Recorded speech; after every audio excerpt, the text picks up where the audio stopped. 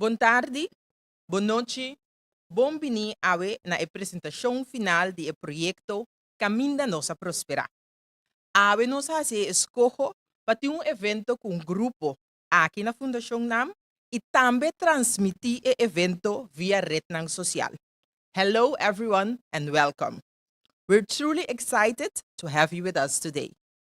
We've chosen to host this event primarily in English to share this special moment with as many of you as possible. Our founders, the followers who've been with us on social media, and our research colleagues across Curaçao, the Caribbean, and worldwide. Thank you all for joining. Today, we proudly present Caminho da Nossa Prosperar, a research project that brings to life the life experiences, resilience, and cultural legacy of Afro-Curaçaoans from the 1500s through the mid-20th century. At the heart of this project is a beautifully crafted digital cultural landscape map. It will allow us to visualize and honor the spaces where our ancestors lived, worked, worshipped, celebrated, resisted, and built strong, enduring communities. This map is much more than just a digital tool. It's a multidisciplinary achievement, combining archaeology, oral histories, archival records, and topographical data. It's tribute to the humanity, strength, and contributions of those who helped shape the Curaçao we know today. And today's event is also part of a bigger celebration. On March 26, 1998, 27 years ago, the NAM Foundation was officially founded. Since then, our mission has been to continue the work of those who laid the foundation for archaeological and anthropological research on the island. We're proud to say that Caminho Nossa Prosperar is a map, now part of that proud and growing legacy. On behalf of the NAM Foundation, I sincerely hope that you enjoy the presentations we've prepared for you today. By the end of this hour, we hope you feel as inspired and proud of the Caminho Nossa Prosperar map as we are. Following all the presentations, we'll open the floor for a Q&A. Please feel free to write your questions in the chat throughout the event for those following online. And for the people in the room, you will be able to raise your hand and state your question. And we'll gather and respond as many questions as possible.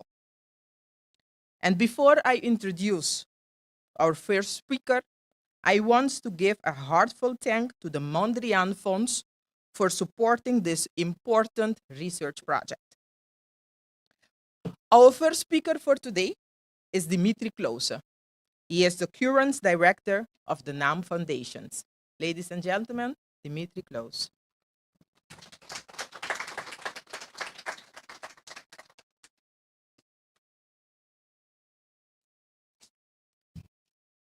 Good afternoon. As the director, I have to do a little word and opening this one. What you're going to see today is just a project of the many, many projects that we're doing at the moment. That doesn't mean that it's not important. It is very important. It is a first step. But after this, we finish this project. But that doesn't mean that we finish the product, because it's going to be an ongoing thing that we will update.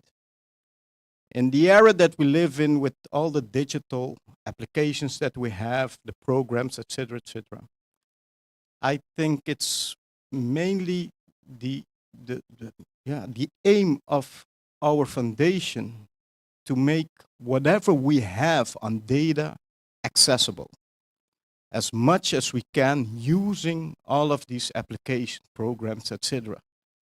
Just doing research and sitting on your research without really giving participation to it in one way or another isn't why we do research.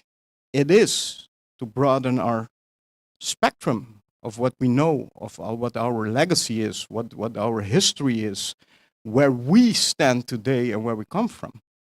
So most of the programs that you're going to see this year that we're doing, the projects that we're going to present to you are on this focus of making data accessible and using it in a new modern way and not holding that little finger and telling you what is or what isn't, but to give you also the opportunity to come in and look whatever you want. With this map also, we hope that other organizations and even government will use for policy making, for seeing a little bit further than just asking. We're making it accessible for you to use it one way or another.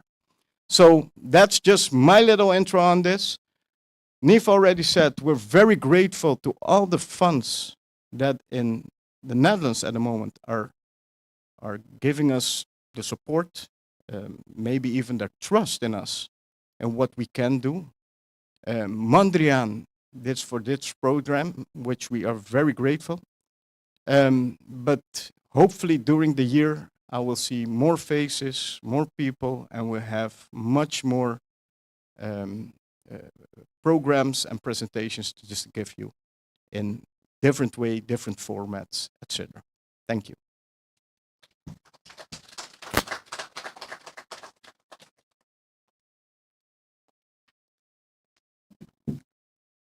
So, our next speaker is the person that took the initiative to start with this project. Amy Victorina studied archaeology and prehistory at the University of Amsterdam. Upon finishing her studies in 2010, Amy began her career as one of the first Curaçaoan archaeologists at the National Archaeological Anthropological Memory Management Institute. She has been working here ever since. At the NAM, she is involved in all aspects of archaeology and heritage management, specializing in the historical period. Ladies and gentlemen, Amy Victorina, a very heartfelt round of applause.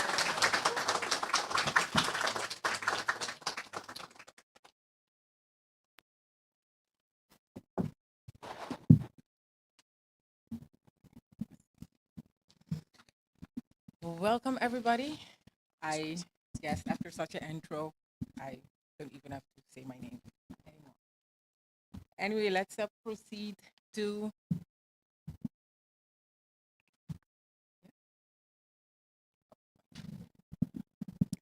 yes. Okay, thanks. Welcome again, and I will present today the Camina Nos Prospera project, or Where We Thrive. A visualization of the Afro-Curaçaoan cultural landscape.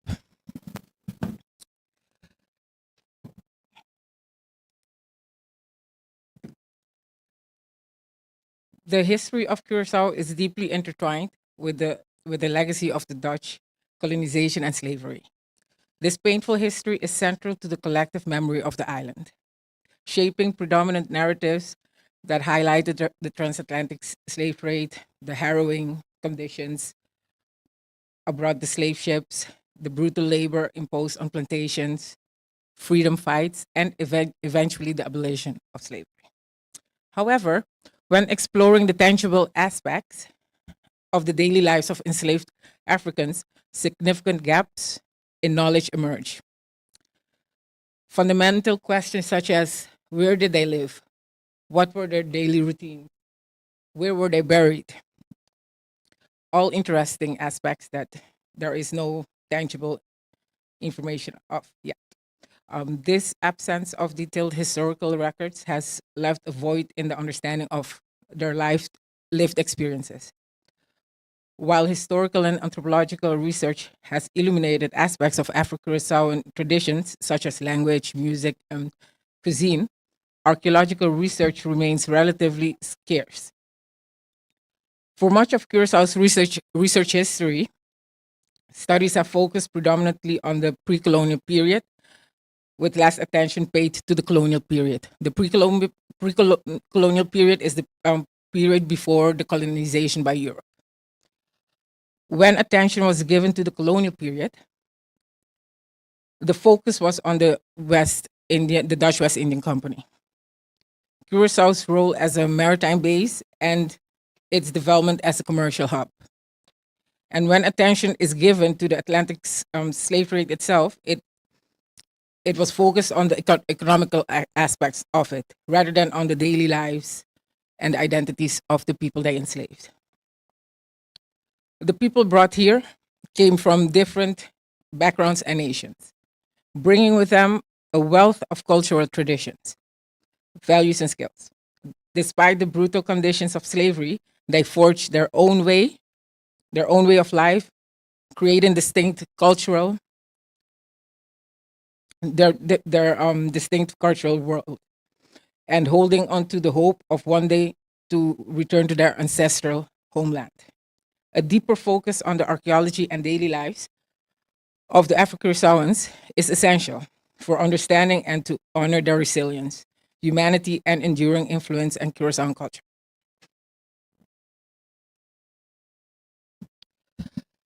The Camino Nossa Prospera project, or CNAP for short.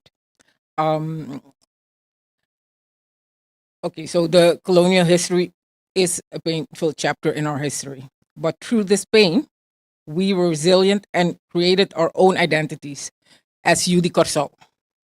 The CNAP project seeks to honor our resilient heritage by visualizing our Afro-Curaçaoan ancestors within Curaçao's cultural and physical landscape. For far too long, the narrative of the Afro-Curaçaoan community has been overshadowed by the imposing grandeur of colonial architectural settings. These structures, while iconic, represents the dwelling of the former oppressors, not the lived realities of those who actually built them. The spaces our ancestors occupied, where they lived, worked, worshipped, loved, are often invisible in the historical records and the landscape of Curaçao today. However, their invisibility does not equate to non-existence. These spaces hold stories of creativity, resilience, and community that deserves to be reclaimed and celebrated. CNAP endeavors to bring these hidden spaces to light, ensuring they are no longer relegated to the shadows of history. By identifying and visualizing the locations and cultural imprints of this heritage, this project restores their rightful place in Curaçao's narrative. It is not merely about mapping geography, it is about mapping humanity, acknowledging the contributions, struggles, and enduring spirits of a community that shaped Curaçao's identity. The cornerstone of CNAP is the development of a cultural landscape map of the Afro-Curaçaoans from circa 1540 to 1954.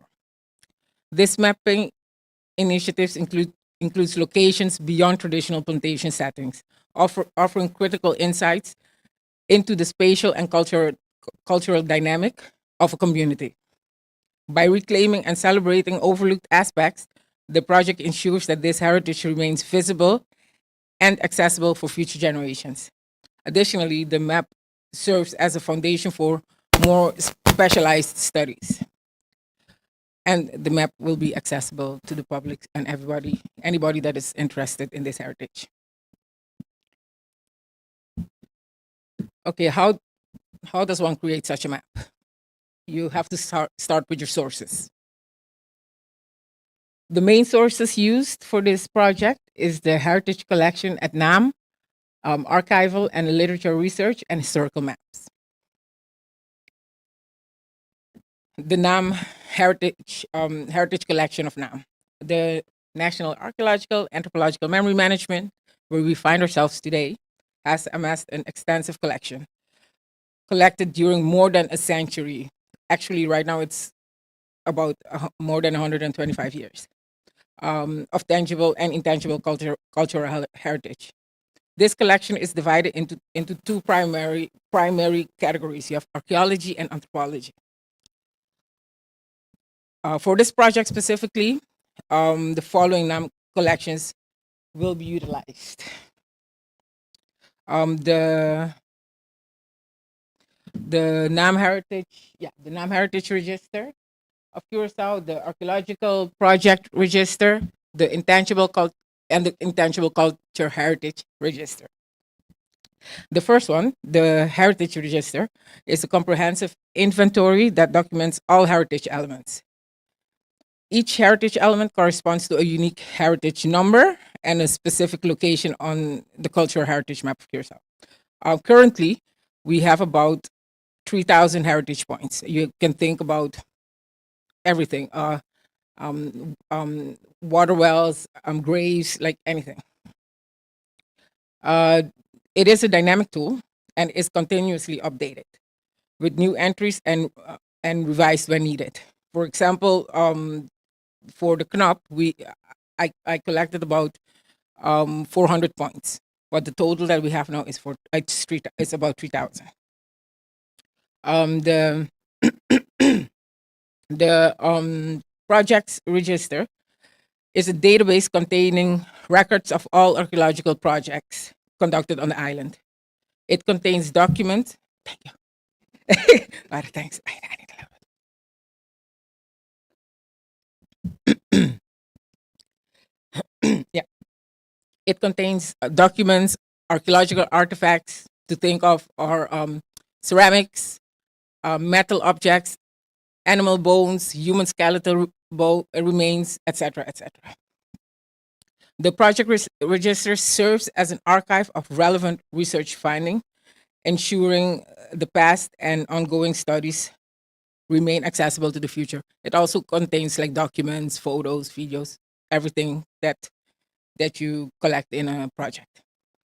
The Intangible Cultural Heritage Register is the same idea. It's a database containing specifically intangible information such as oral traditions, documented through written records, and other expressive forms such as music. It provides valuable cultural context, preserving the voices and traditions of Curacao communities. Archival information from the National Archives has been gathered throughout the years for our archaeological research. This information has been used when needed for KNAP. In addition to the archives, the project also used different historical sources such as travel reports from people that visited the island in the 18th to the 20th century. These are furthermore, we have gray literature, and these are basically unpublished information. You can think about unpublished articles, but also personal communication with local people that know, that have information about the heritage. And yeah. And historical maps, one of my favorite sources. Although most of them are not geographically correct, you can collect a lot of information from them. As you can see, the shapes they're a little bit weird, but they are important. For example, this one is one of the oldest maps we have from Curacao, and there are many information such as information about water wells, etc. So yeah, it's very important for archaeological and heritage research to look at old maps. Okay, so to the map itself, to create it, I used a geographical information system, or ArcGIS, or GIS, or HIS, and This is an amazing program that we use. Later on, Eric Susanbach will tell you more about the project, but I will focus on how we use it for heritage management and archaeology. And basically, we use it to make maps, but it is more than that. We use it to document archaeological sites and cultural landmarks, map and analyze historical features, monitor changes over time to assess environmental and human impact. We can layer different data sets such as environmental, archaeological, anthropological information, etc. And we can thus integrate topographical data with satellite imagery, lidar, etc. For example, here you can see four different screenshots from the GIS map, and you see the first one, that's a photographical map. The second one, it has another background, and then you see all the colors and the circles. Those are what I added because those are heritage points or location. And for example, that one uses an historical map, and I draw my information on it. And this is another one. This is a soil map that we also use for archaeology. So it's a very diverse program that we use.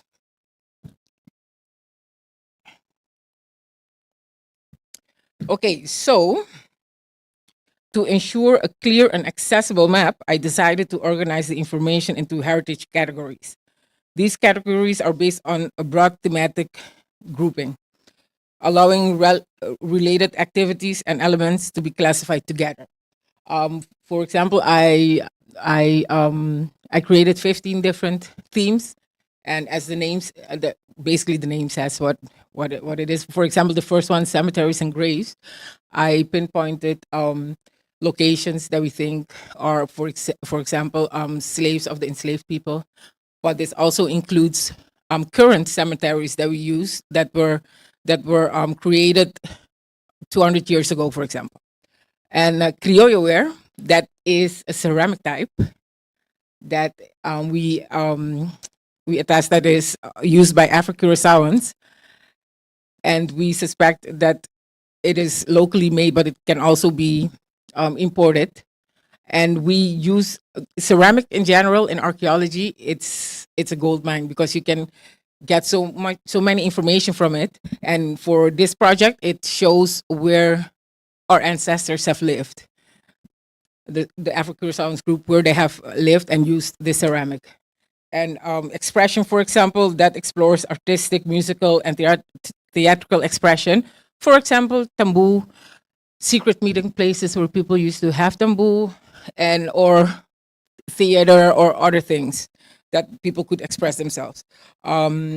Industry, locations of local commerce, including hat making, the refinery. Also, it had an impact on the community, the quays, markets, etc. Law and punishment. Also, the name says it. Locations where people were policed and punished, such as dungeons, gallows, prisons. But also, it is known from oral history that some of the, maybe all of the plantations had a hole in the ground where pregnant women, when they would have to receive punishment, would put their bellies in there to protect the asset, of course.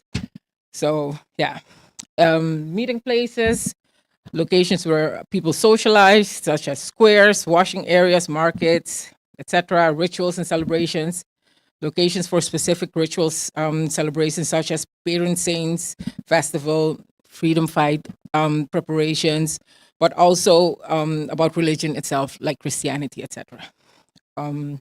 Slave trade, elements related to trade and enslaved individuals, such as camps and quarantine locations where they were brought the moment they were brought on the island before they could be sold.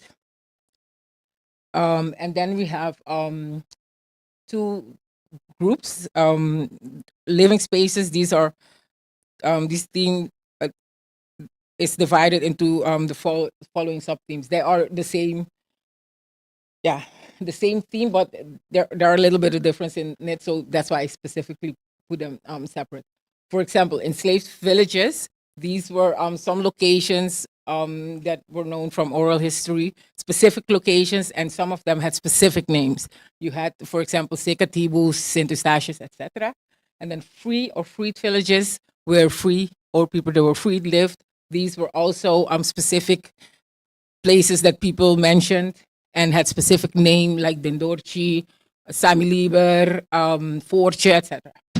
And then you have Cas de Hierba. These are loam houses. These are what are thought to have been made by enslaved people to live in.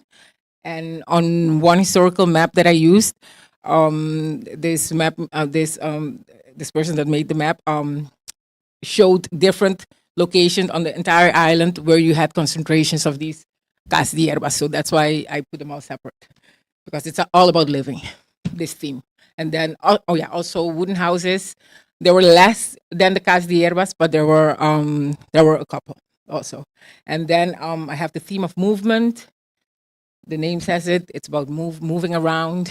And I used also an historical map to put these on the Knop map. You have main roads and walking paths. Main roads are the roads that were controlled movement by the oppressors.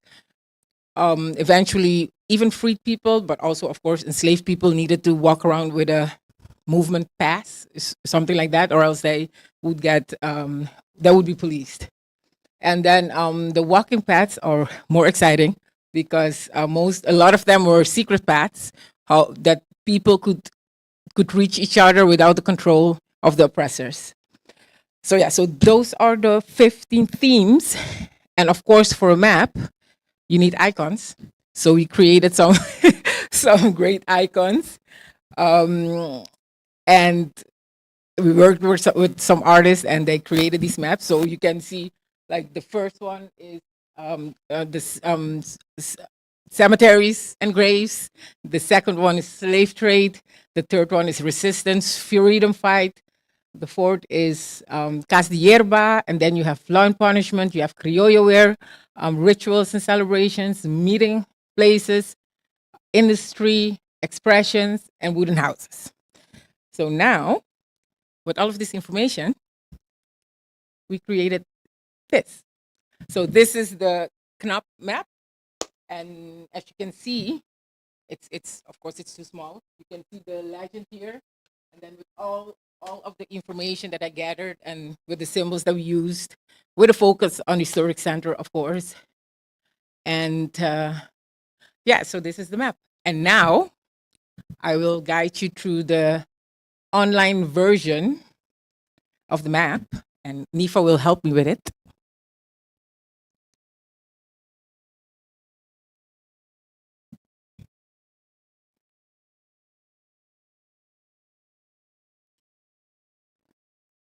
Technology, people, best friends and worst enemies.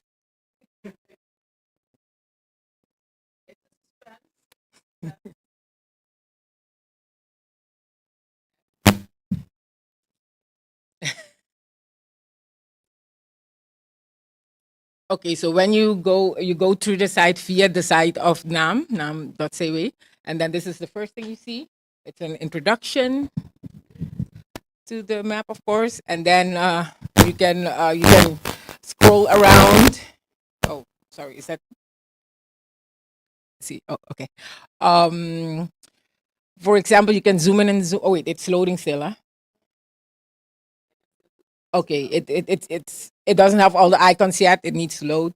But anyway, so you can zoom in and zoom out. So if you want to go specifically into Punda, for example, you can zoom in into Punda, or you could use these side bars. Like if you want to go, let's say, to Hato, you click on Hato, for example, and it zooms in for you. Or if you want to go somewhere else, you can move around, and you can see, like for example, this is the Casa de Hierba concentration, I think.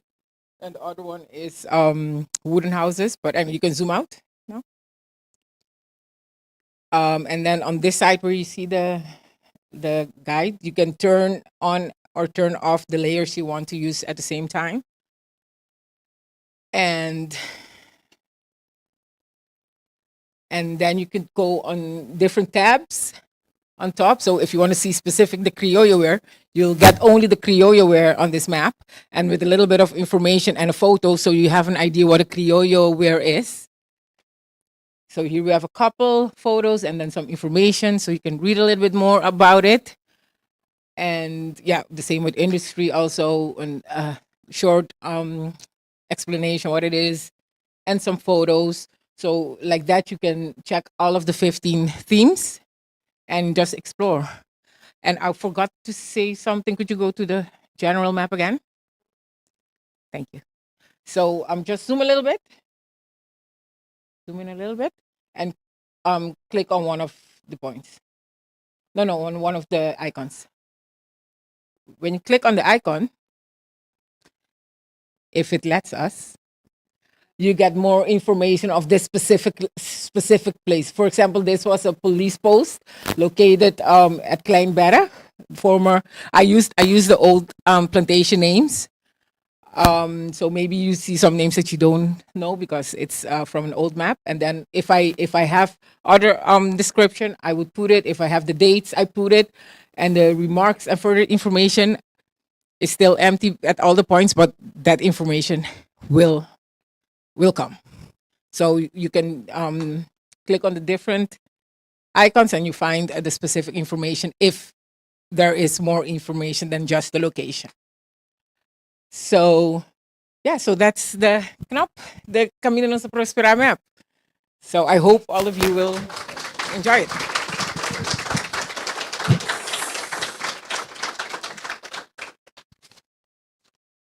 Is there any questions? Anybody wants to know anything?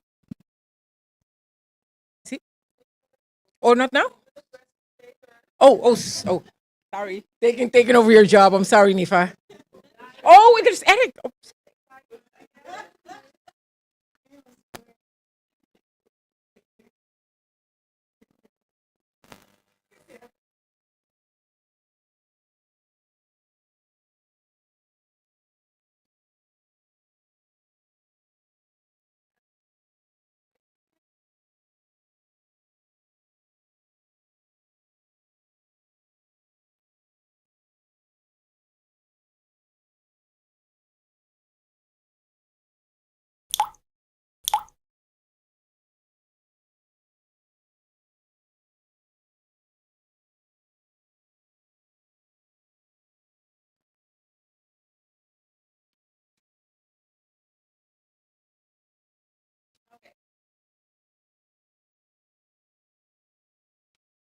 So, can I ask you another round of applause for Amy, please? This has been a year-long extensive research, a long dream of Amy to create this map. And like she said, and we have a saying the last couple of years at the NAM, we work here, but we are not the only ones that are NAM. You are part of it as well, because without the input of people like Erik Sussenbach and Judith Stratman from the GIS for C, we could not have been able to create this map. So with a round of applause, I would like to introduce Erik Sussenbach, the director of GIS for C.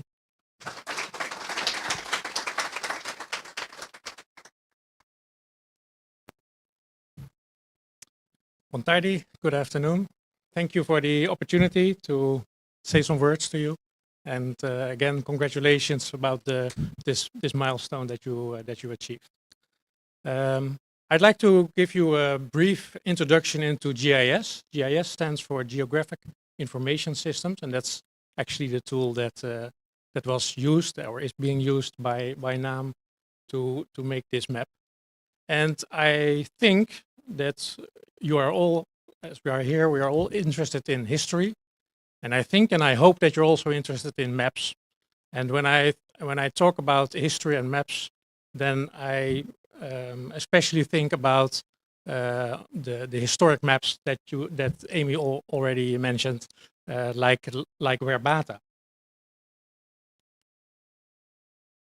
So in the early 1900s, Mr. Verbata, a Dutch cartographer, created a map which is, I think, very common used by NAM, but also by others.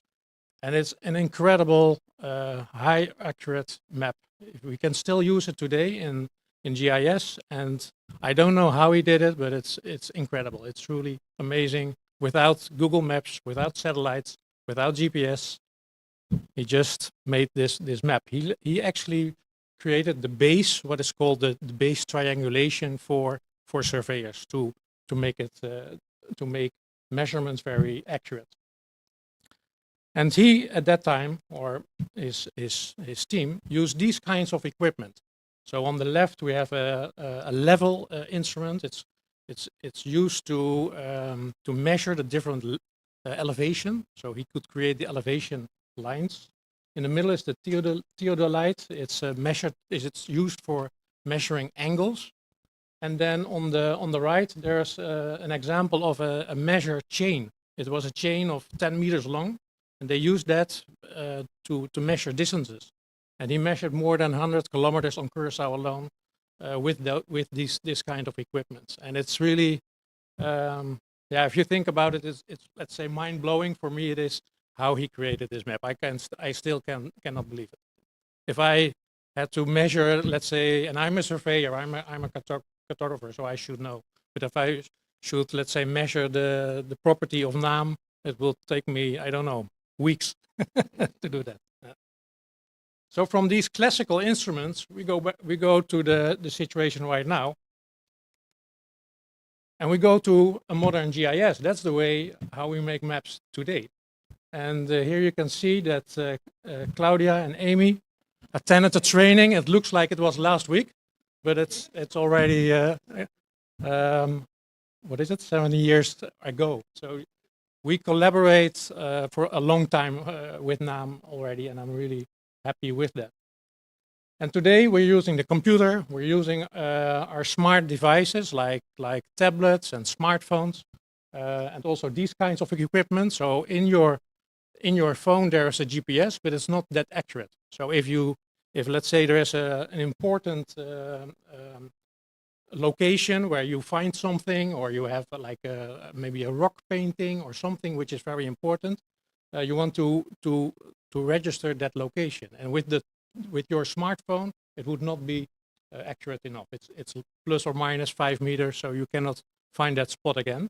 And they use the high accuracy GPS, which is almost on centimeter accurate.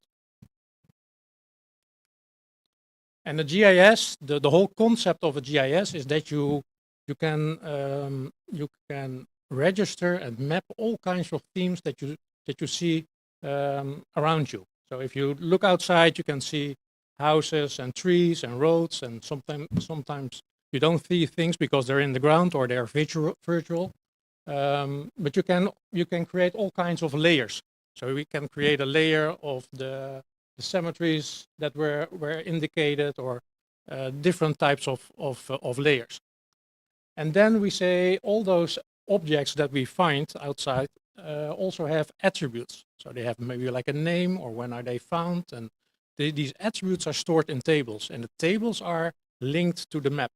So now we can ask questions. Give me all the rock paintings that were found in this and this year, or by this and this person, or which have those characteristics. And think about the registry that Amy mentioned, the Naam registry with over 3,000 records. It's very hard to look at that in the table and to make your analysis, or to see a trend, or to conclude anything about that. But if you see it on a map, it becomes clear, and you see the location. So that's the whole idea behind the GIS. So if you remember that from this afternoon, I'm happy already. Yeah. I want to show you a brief video to show the examples. I don't know if I should press a one again. Yes. For as long as we've come together, people everywhere have used maps to share what they know, make sense of the world, and navigate the challenges ahead.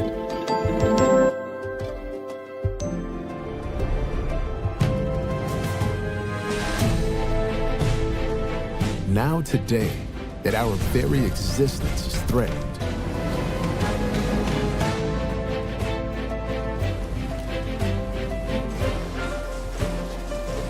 We need to collaborate more than ever. We need a common language to find common ground. Your maps tell stories of how we depend on nature.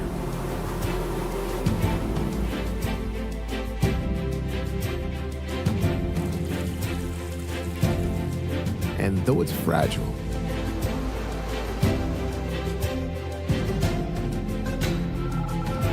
with help, it can flourish.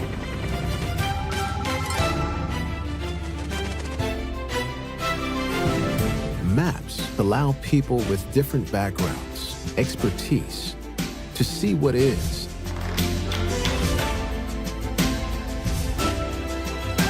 and understand what can be.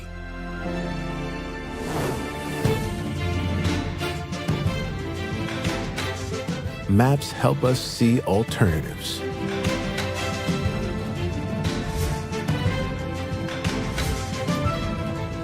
Find agreement on what's best.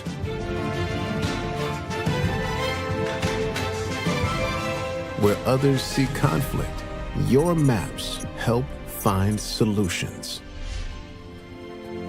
Maps make clear it's not division, but inclusion that makes us whole.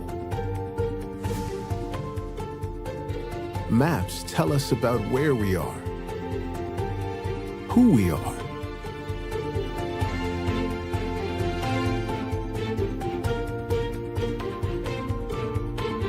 and who we hope to be.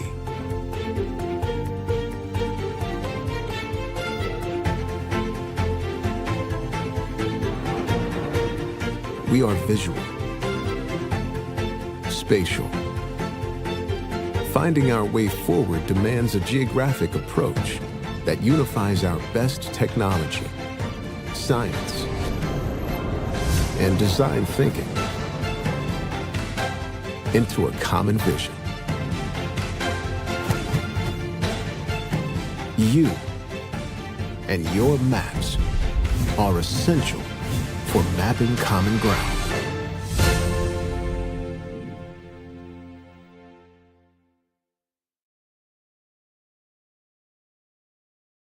And as you can see, there are many, many applications where it can be applied. And on Curaçao, GIS is already used by quite a lot of organizations already. So non-profit organizations like NAM, for instance, also Kamabi or others. The government, like the Ministry of Spatial Planning and Infrastructure, or Economic Development and Health, disaster management. Also utility companies like Aqualectra and Flow, they're using it, so to monitor their network. The police department, fire department. We teach GIS on the university for the ICT students. Judith is also teaching there. And also companies are using GIS, and maybe one we all know is maybe FunMiles. If we swipe our card at the store, they collect all your data and they know where you went shopping, how much you spent, and how often you come back to it. And that's of course interesting data for their customers. And it's being used in many ways. So for conservation, for environmental applications, really it's almost unlimited in the possibilities. An example I want to show you is, for instance, the elevation model of Curaçao. So we have the elevation of the whole island. If we compare this with the Verbata data, it's really, then you can really see how good it is. So we can make the Verbata map as a 3D map to fly above. And one thing we all recognize, I think, or we know is, for instance, flooding. We can, in a GIS, you can simulate when the rain falls, and if there's a lot of rain, where does the water combines, what measures can we take where do we need to place dams, etc. And actually, this is the same theme that I think where Bata had the assignment 100 years ago for the dams. They had problems with water, and they needed maps to know where they should place the dams. And that's still a theme. And nowadays you can do it like this. And of course, you want to prevent things like this, the flooding when there's heavy rainfall, and with the climate change, etc. Last year we have seen, of course, more water than maybe before. And then you can create maps like these if you have addresses, if you know where are the flood zones, for instance, Zeelandia or Kabouterbos, and then you can maybe take measures. And think about these points, if they're not addresses, but maybe the points of NAM, the locations where they found things, and you want policymakers to take into account the value of the heritage. And that you say, well, if you start digging there, be careful, because that is an important place where we know that we have samples of important things. So it's, I think, not only a tool to analyze your own themes, but also to make people aware of what is there and what is not. And I remember talking, I think, to Claudia years ago, that you want to register all those important places, but you don't. You want to share it, but you also don't want, let's say, all the people go there and go to that unique location. So it's always maybe a kind of conflict. You want to make people aware, but you don't want to precisely locate them to that point, and maybe they harm or they take away things which belong there. So that's an important tool to know. Again, we have the tool that we have, and that NAM is using. It runs on a computer, it runs in a browser, it runs on your Android phone, it runs on your iPhone, it runs on your tablet. So once you have the opportunity at home or at work, take a look at the map, and you can really you can use it outside as well. And with the position on your smartphone, you're even able to walk on, let's say, the maps that we see here. So it's not only the hard copy as we see it here on the walls, but it's also a digital model. And I would like to say again, congratulations, Amy and the team of NAM. And we still talk about Verbata 100 years after. And I hope and I foresee that we still talk about you and your map. Well, not we, but our legacy. Huh? Yeah. Thank you.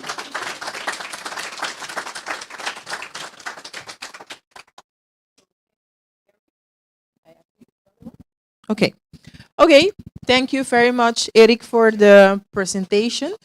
I would like to invite Amy back to the front, and probably Eric too.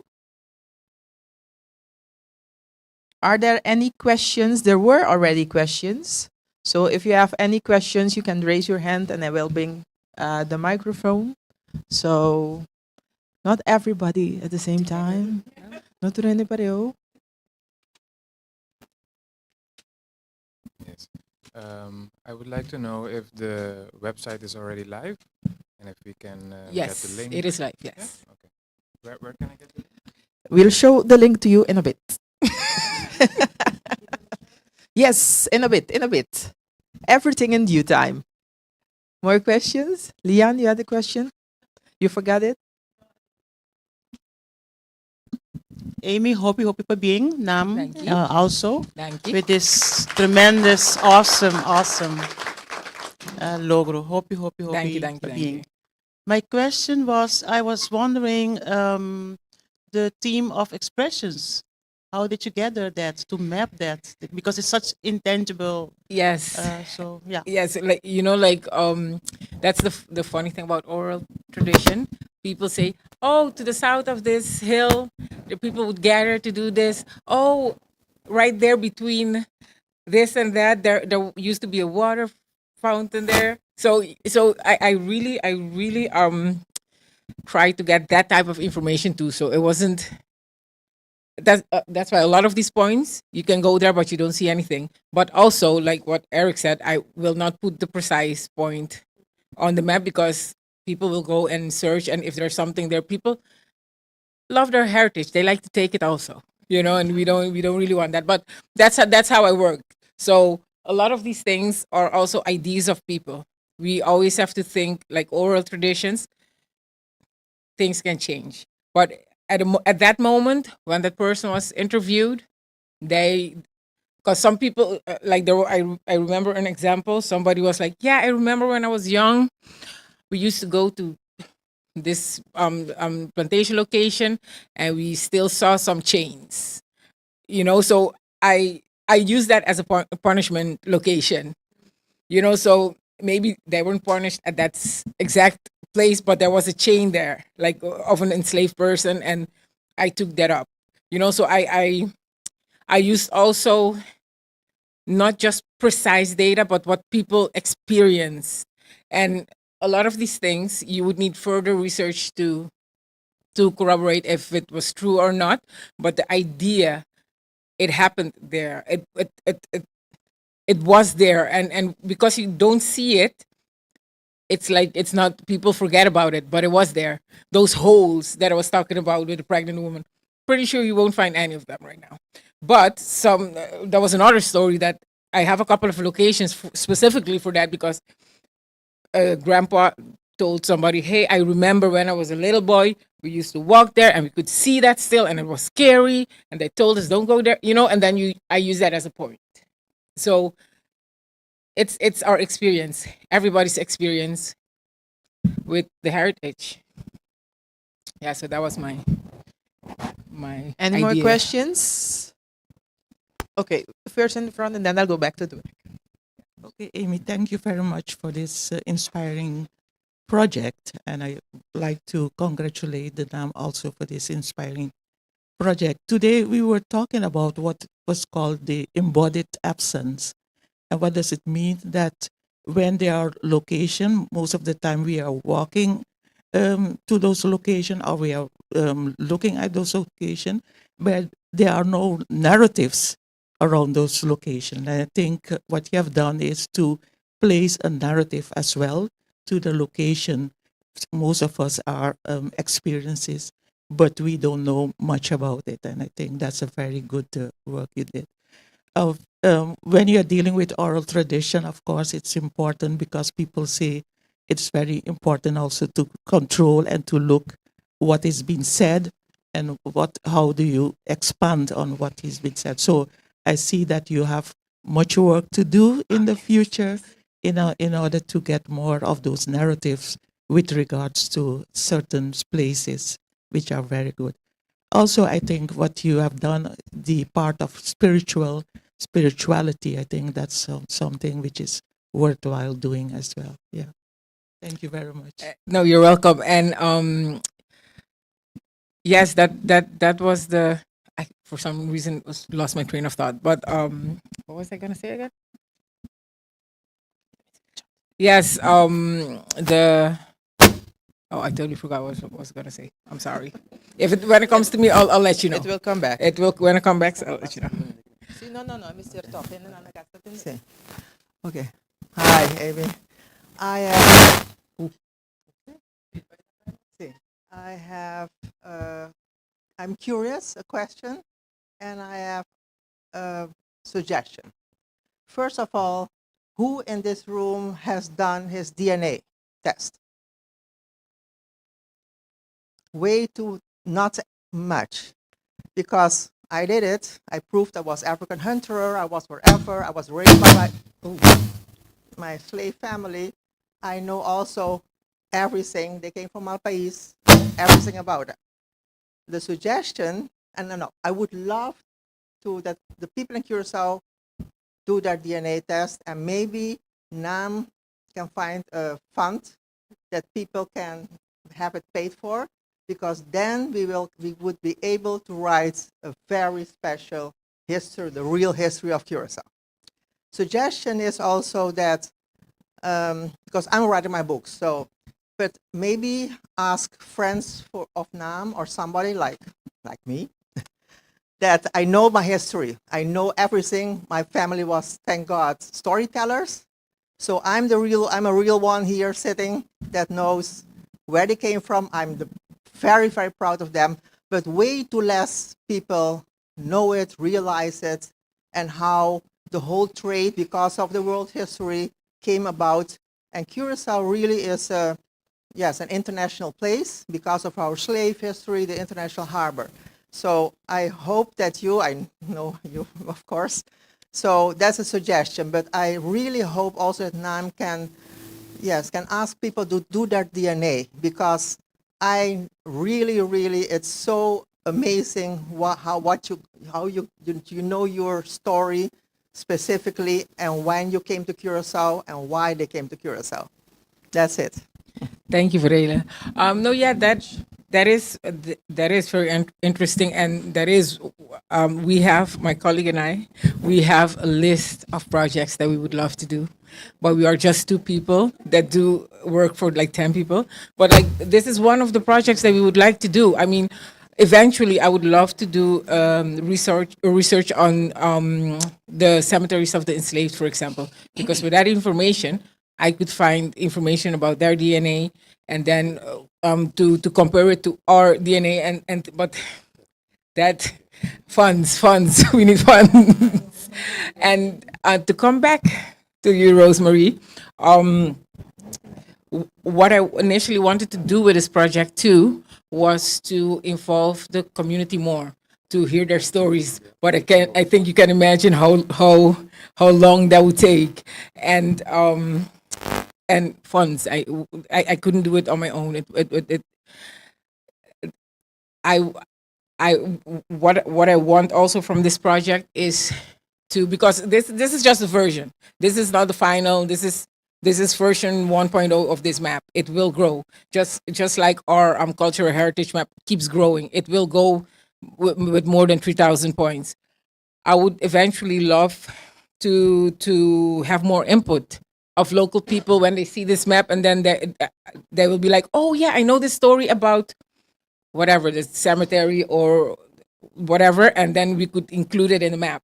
So that is something that it's actually a living map. So I think that is the idea behind it. But this is just a baseline, so we can go further. So it's not the final. This is at all not the final, because I think in the past months, in the past week, I've gotten a lot of points that I didn't add on here anymore because we needed to finish the map.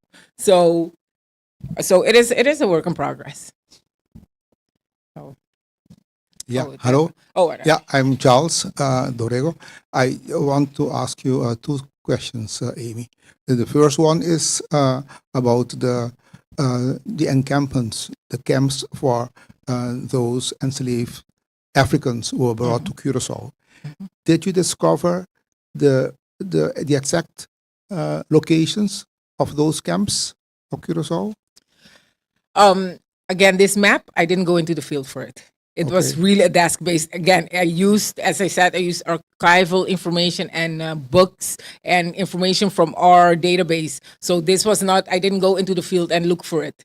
So maybe when I do the research, maybe the location can change. So again, I have not gone into the field. I only had so much funds to do a little bit of. You don't have to apologize, because it's so much that you have to Yes, exactly. still discover. But it was just something I no, wanted to know. The other question is about the map itself, more technical. Can you distinguish layers, time layers, not geological or earth layers, but time layers when you present a map, so that we can see, hey, on this layer we will see artifacts of prehistorical time. On the other layer we will see others. So that will be very, very, very practical for studying those maps. And that was what I was asking. Yeah, as a geographer, I like maps. Of course, we as archaeologists, dating is very important. I need to know all my dates. Like if you click on the points, if I have the dates of that information, you'll see it. And of course, you have to imagine this map as a mini version of our actual cultural heritage map. If you look at the map, the whole island is Curacao is full with red dots, but it's you have to it won't be clear. It's not accessible. So if I want to, I have layers. I have layers for all periods.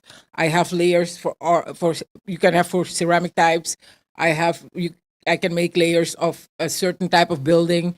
So this is how we work. And for example, GIS helps us in that. But we have other databases that we use, like Interes, to register all our projects and all the materials. So I can search on dates. I can search on ceramic type. I can search on metal type, and on anything. So that is how we work in archaeology, because dating of stuff is very important. So we know what we're working with. So yes. Nice.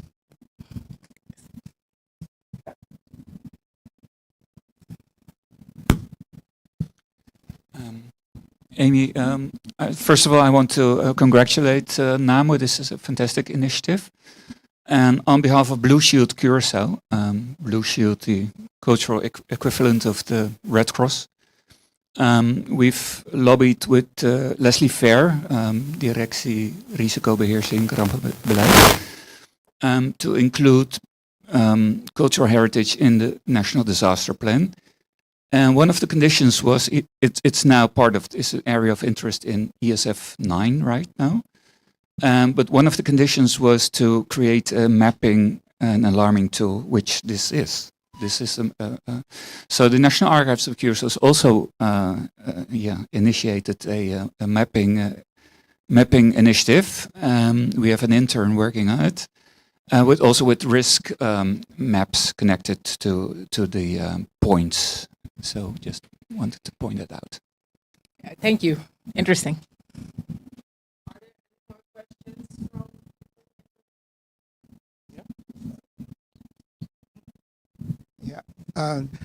I know that one of the providers in Holland, Centric, I don't know if you know Centric, they had some time ago a module that you can project on a certain space, say on an island. And when you combine it with the civil registry, you can get immediate, very fast an insight where some people lives. And because my friend there talked about risk, you can also point out the risk, the vulnerable areas, say on Curacao. For instance, flooding from the sea.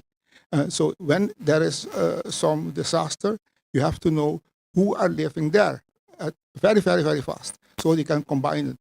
I don't know if it's already known, and so you have it already. Yeah. It's already, because I don't work anymore with those kind of things. That is outside of my range. Okay, I am just heritage. But it's but it's actually very interesting. Related, yes. Yeah, but it's actually very interesting because we in our maps we also look at we do actually look at things like that, but not in the context as like in Blue Shield and disaster management, because we are not disaster management people, but we do work with information about water. Like we have this other project called Afro-Curaçaoan, and it looks at the usage of water through the centuries that people lived here. And we always, in all our projects that we do look at the way of water. So we look at the roys, the streams. And because that's how we know where people used to live also. It gives us information because, of course, you would love to live where there's water. So it gives us information about where people lived. So we actually do look at water, but in a heritage and human survival way. Yeah, fantastic initiative and great presentation, Amy. Quick question. Will there be a form on the website where people could submit point of interest or anything they would like to add, or some form of maybe things to make it more interactive for the public? Yeah, like I said before, the idea is that I would love to get more community engagement.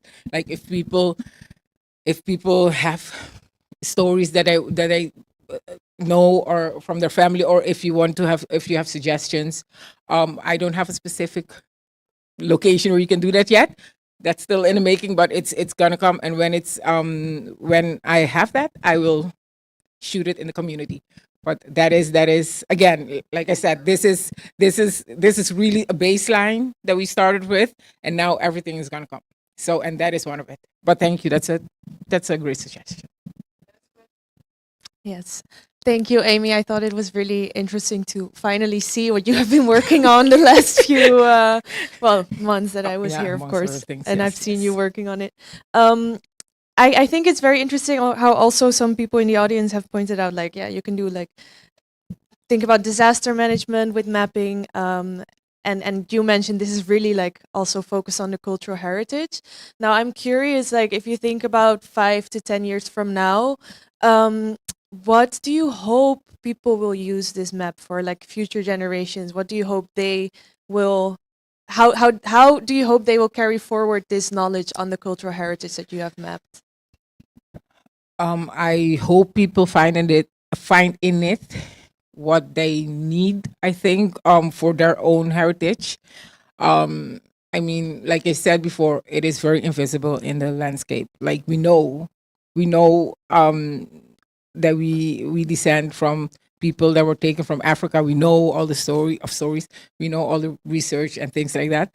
And we know people lived here. But ask somebody, where is a cemetery for the enslaved? Nobody can tell you. There are stories. There are many stories. But that's the beautiful thing of archaeology. Archaeology can go and prove it. But there has still not been any proof done. I mean, people can tell stories, but it's still intangible. And that's why I also said I didn't go into the field for this. This is information. It was a desk-based project.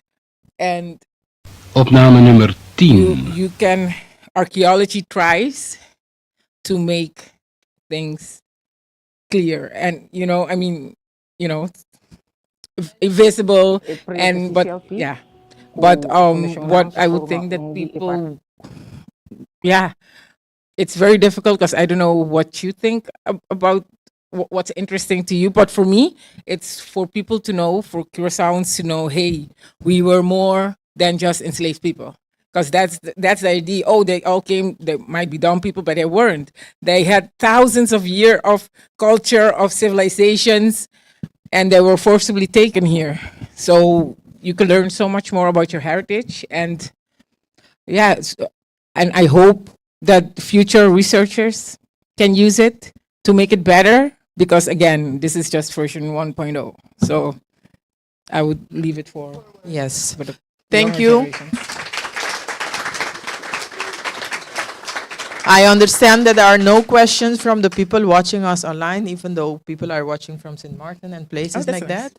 Oh, great. I think it's very important to state once more that, like Amy said in her presentation, at this moment, she mainly used the information we have at the NAM. So I think there's a lot more information out there that can become part of this map for future generations. And we hope to find more archaeologists, if you're listening, that would We want you. want to work in this area, work at the NAM, work with us, and maybe build upon the work Amy has already done. I have to take the opportunity to thank a few people that were fundamental in achieving this map. Some of them are the National Archive, Curaçao National Archive in the Netherlands. Also, we use pictures from their collections, but also from the Fratels of Tilburg. Most of the images you will see are from those combined collections, combined with the collection, photo collection of the NAM. I want to thank, this is Tuna, Kimberly, Margarita, and Brad Russell that collaborated with Hector Severina for the icons we have today.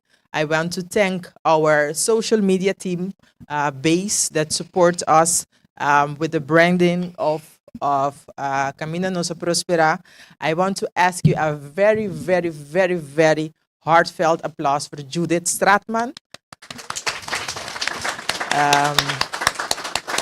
She supported Amy, us in creating the digital and the printed maps. So as you can see, this is a joint effort. It's important for me to state that the Mondrian funds, Amy applied for the grant that they made available for the commemoration of slavery. It's very important to note that we work, right? But with these kind of funds, you can do more research, because to do research, you need means. And these kind of means make it possible for us to keep digging deeper to understand our heritage better. So we are very, very, very grateful for the support of the Mondrian funds throughout this period. We've been in contact with them so much the last couple of months to make this presentation, for instance, possible. So that's, and most importantly, I want to thank the NAM team. Thank you, team. From starting today, for you that are here, for the people that are here, we are opening the Camina Nosa Prospera exhibition, supported not only with the maps and the images and the icons, but also with the reference anthropological collection from our collections. And Lida did a magnificent job in selecting the artifacts that go along to give the subjects Amy selected, to bring them to life. So from our hearts to yours. Thank you. I hope the people can visit us. The exhibition will be open from next week, Monday till Thursday, and then we open back the next week because it's Easter, the weekend, and it's the Tuesday too, because Monday is also closed. That's true. Yes, you see? Ha! So I got an extra free day. Okay, but you all might be asking, what's next? Shall we give them a sneak peek of what's next? What is next again? What? I have so many things. Sit down and see. Okay. You can sit down so they can see what's next.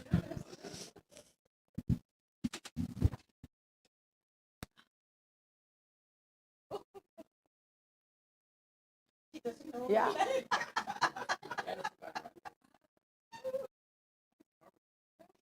El proyecto CCLP, o Fundação NAM forma de partes principal, tá esforço entre diferentes investigadores de diferentes terrenos. CCLP que traz timeline de como gente a usa escola e medio ambiente durante inteiro período que a Curaçao habitat kuta ongeveer 6.000 anos. Nos kewak e medio ambiente, nos kewak e biodiversidade, nos kewak com nossa cambio escola, ora com nanta rosa, escola para casa, para hotel. Esse é o qual nos kewak e influência de gente riba escola e medio ambiente. E foi 6.000 anos passar.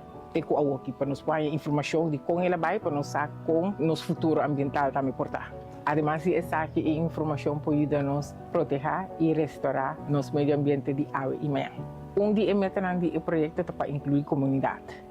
E aqui CCLP o focus riba área que tem fundo histórico que wordo chamado como pueblo de gente esclavizada. Essa aqui está promovida com investigação extensa lo tomar lugar riba sítio caminho da gente esclavizada a viva. Essa aqui é o motivo que nós que envolver comunidade para sombra-nos que essa vossa opinião tocante investigação dentro do contexto aqui. Siga-nos riba na social media, para nos post encuesta tocante disso aqui ante nós que essa boa opinião.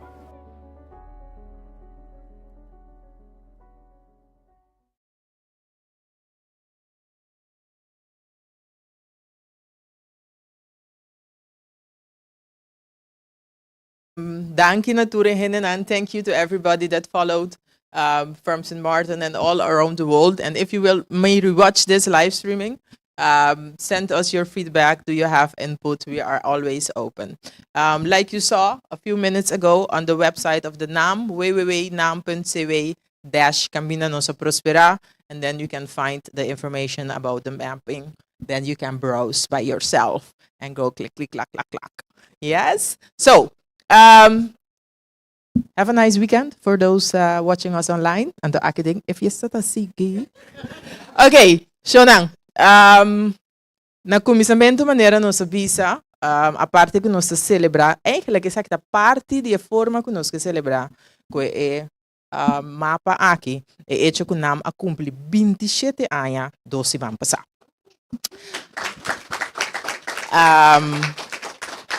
Algum dia não kuta aqui não como invitado tei para sobre de eigenlijk você tour de forma ou outro da parte de história de 27 anos e sei que man conosco da família você está na casa então nós vamos assim e festa aqui tiki estilo casa você estuli palo sim den esfera de aqui nós a pone ave solamente bebida na tradição local tem ave la munchi sin suco nós tem ave tamarind que você agora você 30 se vai chegar trempão nós temos também punch de orégano.